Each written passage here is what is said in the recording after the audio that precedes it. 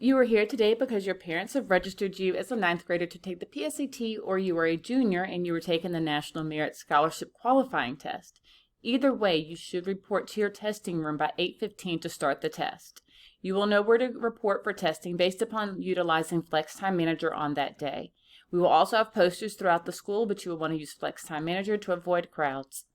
With parent permission, parents can give consent for their students to leave school after taking the PSAT or the National Merit Test. This should occur between 12:15 and 12:30 on that day. In order to leave, though, you must provide your own transportation and complete the permission form and have it submitted to the school no later than the 12th of October. However, if you choose to stay on campus, you may do so, and we will eat lunch after taking the PSAT with your first period class. We will still serve breakfast on that day beginning at 7:45 regardless of if you stay afterwards, and buses will run their normal AM and PM scheduled times. After testing, we will have an odd period day, as you can see, with a modified schedule of each class lasting 45 minutes. In addition to this, students will be able to work on its learning modules while they're in class and have face-to-face opportunity for support if needed. This will give teachers and students the opportunity to do enrichment opportunities before the semester ends.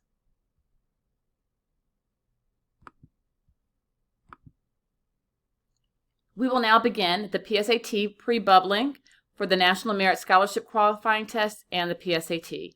We will take the PSAT or National Merit Scholarship Qualifying Test on October 14th from 8:25 until approximately 12 o'clock.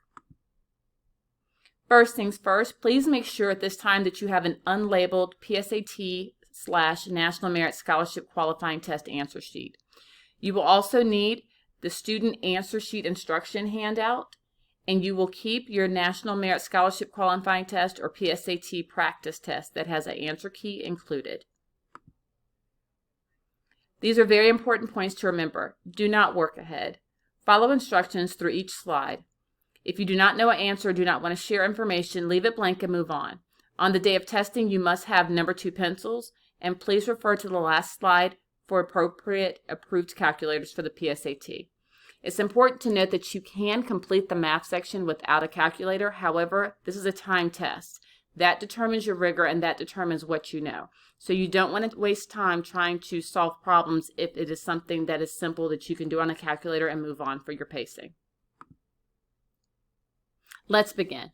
We are going to fill out information on the PSAT answer sheet. As I go through instructions, raise your hand if you have any questions and I will come to you. You need to use a number 2 pencil and raise your hand if you do not have one.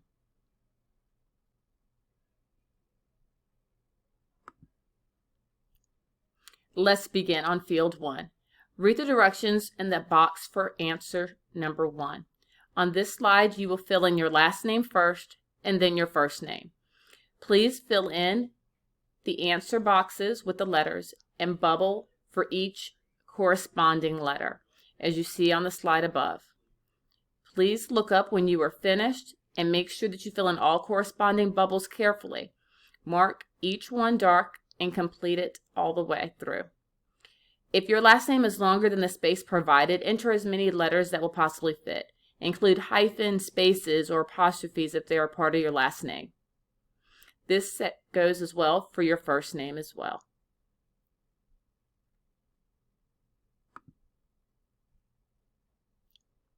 As for fields 2 through 4, in field 2, this is the school that you normally attend, so please circle yes, bubble in yes. The address for number 3 is written on the board, 3635 Coal Mountain Drive.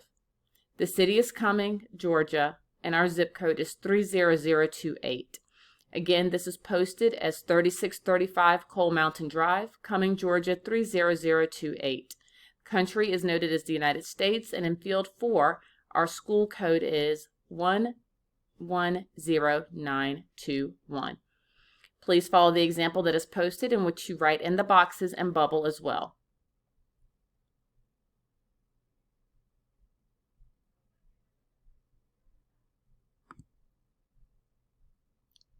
For fields 5, please make sure you listen accordingly.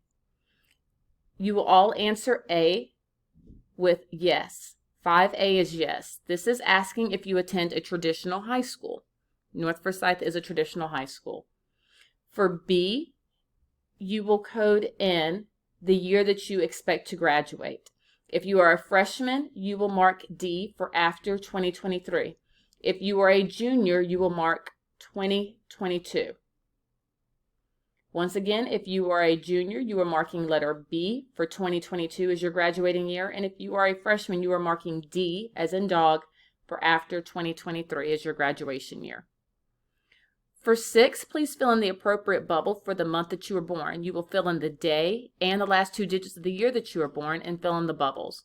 You will start with 0 if the number is less than 10. Fill in your current grade level, either 9th or 11th grade, and please mark your gender in field 8. It is important to note that scholarship opportunities with the National Merit Scholarship Qualifying Test are not contingent based upon your gender. This is just for research purposes as well. For fields 9 through 13, we will address using the directions in your booklet, but I will work through these with you. Raise your hand if you have any questions. You will write in and bubble your current address. If your address changes, it's okay because you can update it through your College Board account. If you're homeschooled, which none of you should be, they would need your address to mail a copy of your school report. If you do not know how to spell something in your address or you're uncertain of any aspect of your address, please leave it blank.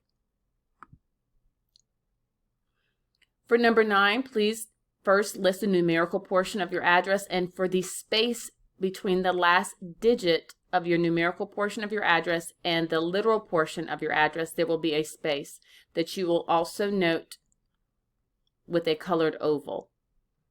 Please write out your full address as you see above in the example with 3635 Coal Mountain Drive. Notice the space that is filled in between the 5 and the C in Coal Mountain, and the space that is colored in between the L in Coal and the M in Mountain. You will follow the same pattern as you write in the city, whether it is Cumming, Gainesville, Dahlonega, Beaufort, or wherever you may live. Your state obviously is Georgia, and please put in your zip code. If you are uncertain of your zip code, again, please leave this information blank.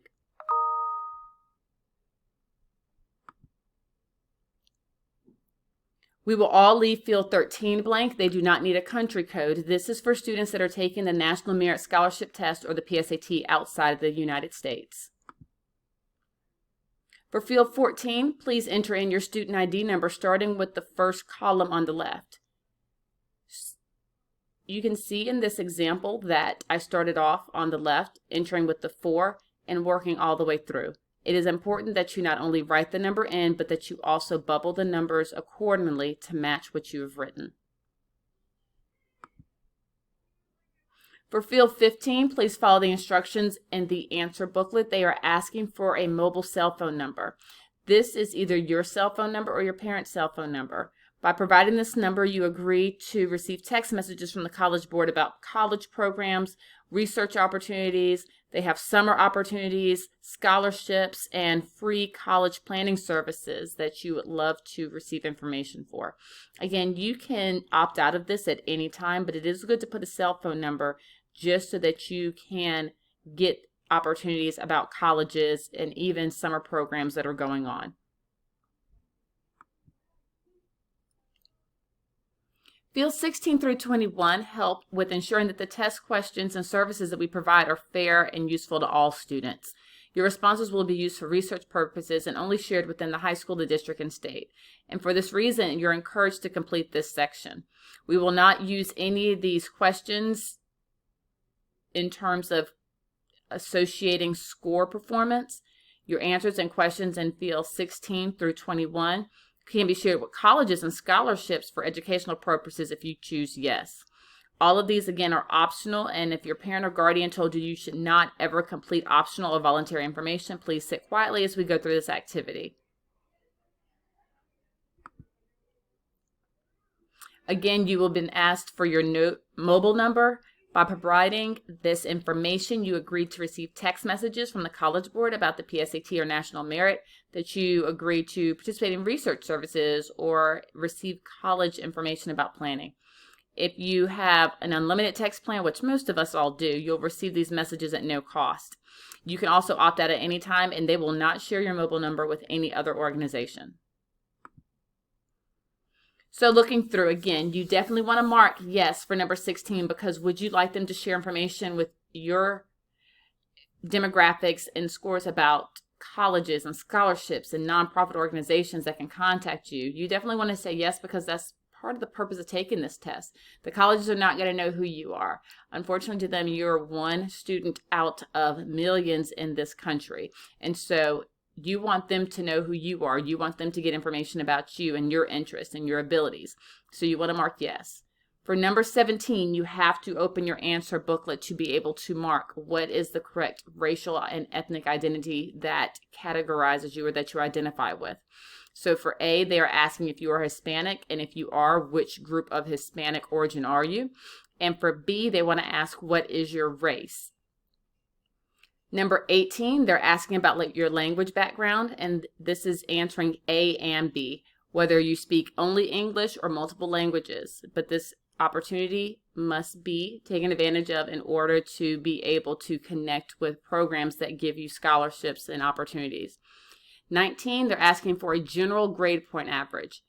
Don't want to overthink this too much. Generally, where would you average your grades as a student up till this point? It doesn't have to be what is currently on your report card or on your progress report. In general, what type of grades do you earn?